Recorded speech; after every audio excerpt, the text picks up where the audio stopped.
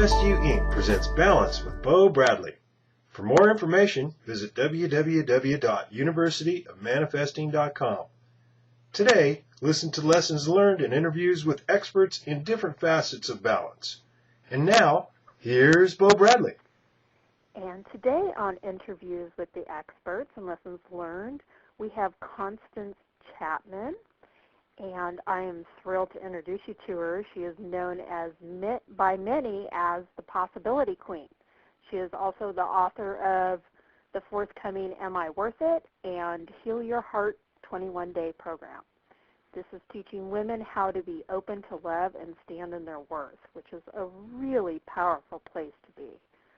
Constance is the undisputed expert on breaking free from unsatisfactory relationships using spiritual principles and practices. And I knew that this would tie into spiritual balance, which is why I asked her to be our guest today. So with that, Constance, would you share a little bit about yourself with us? Sure, I'd love to do that. I just want to say that this has not come easy to me. And so for anyone out there who's thinking that it wasn't. I did not have spiritual balance in my life for most of my life. In fact, I didn't even actually understand myself as a spiritual being until quite late in life. And I had quite a few unsatisfactory relationships, and one of the things that I was blessed with was curiosity. So I very early on thought, something's wrong here, and I'm going to find out why. So it started me on a journey that has been my whole life. And so in that time, I spent 30 years working with women in various places in their life, and all of them ready to do a new transition and find something better in their life. And I learned so much from them. I have to tell you that they have been my teachers. So, most of that work was done in Canada. I lived in Canada for 35 years, and I've been back in the United States for 3 years now, and left the work I had done with nonprofits and the government to become an entrepreneur and see how I could help women in a different and larger way. So that's just a little bit about my journey. Well, we're glad you're back in the U.S. with us, sharing this, because I tell you, I wish I had somebody with your guests years ago when I had to learn this on my own. I know it's not an easy journey. It's been there. No, it isn't. So you've been called the Possibility Queen. Why is possibility so important to pay attention to in looking for true love? Well, because spirit is infinite. That is the most important thing to remember is that spirit does not say, well, I'm only going to allow so much sunshine to come down today, or, the moon can only shine for a little bit of time, and then I'm going to turn it off. But as humans, we do that all the time. We say, well, I can't do this because, or, I really, we limit ourselves in all sorts of ways. Either we say, I'm not worth it to date that particular kind of person, or we say, we put all sorts of other limits, like we say, I wouldn't look at someone unless they made $100,000 a year. Well, as soon as we start limiting ourselves, we've just really closed. We've narrowed our field of vision to a point where anything else that comes in, we're not even going to see. Right. And once we do that, well, we've just gotten small, is what we've done. And that is not what, in my understanding, that's not our nature as spiritual beings. The spiritual nature is infinite. And we are in an individualized, finite body. That doesn't mean that the possibilities aren't there. Very true. When you limit yourself, you limit everything, all the good along with the bad. Absolutely, yeah. So many women that I've worked with and been around have told me that they've lost their trust in themselves and their ability to choose. So how can a woman learn to trust herself to select the right person? It's always how do I know that that's right? Well, the reason that we've chosen the wrong person is because we're listening to the wrong voice inside ourselves. We're listening to what I call our small voice or our ego voice.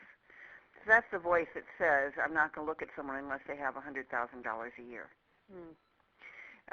That's the voice that says, I won't look at someone unless they're 6 foot and dark-haired.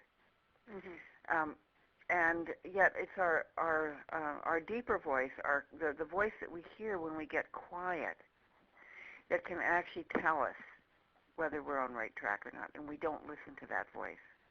So once you start listening to it, then you get your trust back.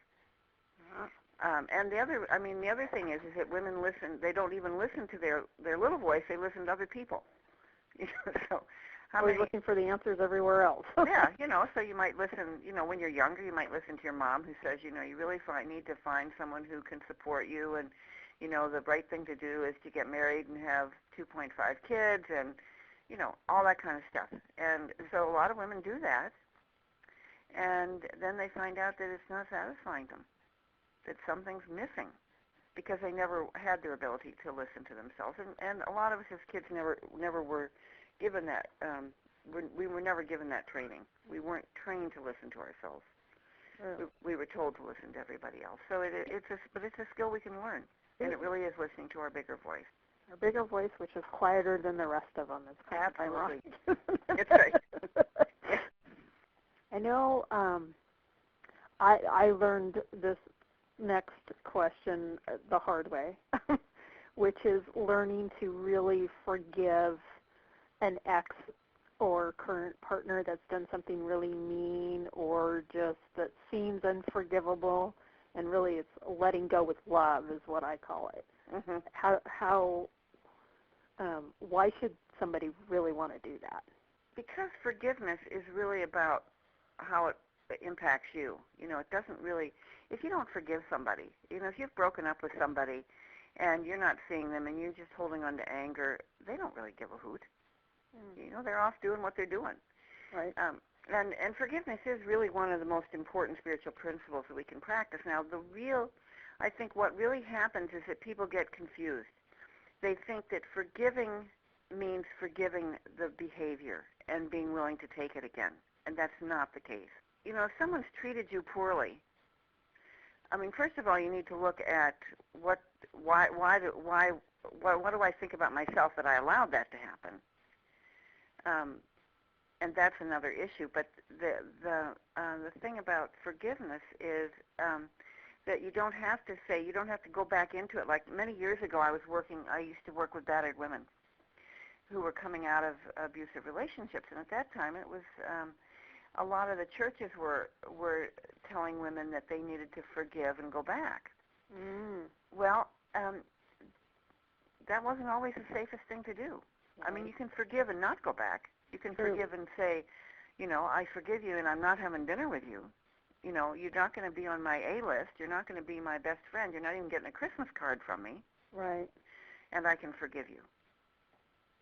Because usually underneath our feelings of anger or hurt at somebody else is something that we're thinking about ourselves. So usually underneath all that is we need to forgive ourselves. And that I think that's particularly true for women because we're so trained from early on to take responsibility for everything relationship. Women that I used to work with who were coming out of severely abusive relationships would say, well, if I hadn't done this, then he wouldn't have done it. If I hadn't done that, he wouldn't have done it. Well, that wasn't the truth. The truth was that was his issue, and that's what he had to learn. Her issue was to get out of there and to respect herself and to know that she was worth something more than that. And that's where the forgiveness comes in. So you can, and I'll just tell you a little, is it okay if I tell a little story about a situation that I just dealt with? Absolutely. I had dated a man for 2 years, and in many ways it was a really wonderful relationship, but it was time to let it go because he was going in a different direction than I wanted to go.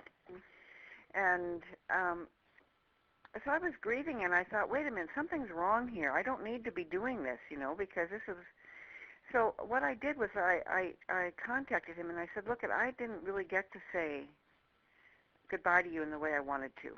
And so I want to know if you're willing to get together, and I just want to appreciate you and tell you how much I really appreciate how you were in this relationship, and I want to appreciate myself and tell you how much I appreciated myself in this relationship.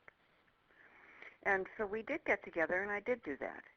And I also asked him for a little gift. It wasn't because I wanted something monetarily. It was something I needed something from him that said to me that he had cared and that I had mattered. And, you know, it wasn't a you have to do this. It was if you're willing, then I'd really appreciate it. And so he brought me something small. It was a little token. And after I did that, it was like I was able to just totally let go, and the grieving stopped. Very nice. And so it was a matter of really, it wasn't, you know, I could have gotten into saying, well, you know, if you had done this, then we could be together, if you'd done that. Mm-hmm. Instead, I was able to forgive him for being who he is, and I really, you know, I really appreciated who he was, right. But it meant that he was going in a different direction. So that's the kind of thing that can happen when you actually are able to forgive. So it helps you to be more complete and let go with love, as I was saying earlier. Yeah, absolutely. You can be complete, and so you don't have to hold on to those grieving feelings forever and ever. You know, I mean, they certainly crop up now and again, but they don't run my life.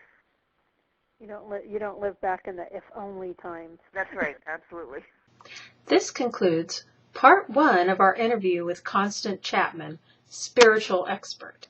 Tune in next week when Constance gives you some simple spiritual practices that you can use that will help you break free from challenging patterns.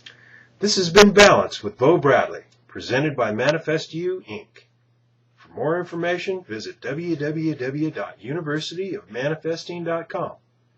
Tune in Friday when Bo answers your questions about balance.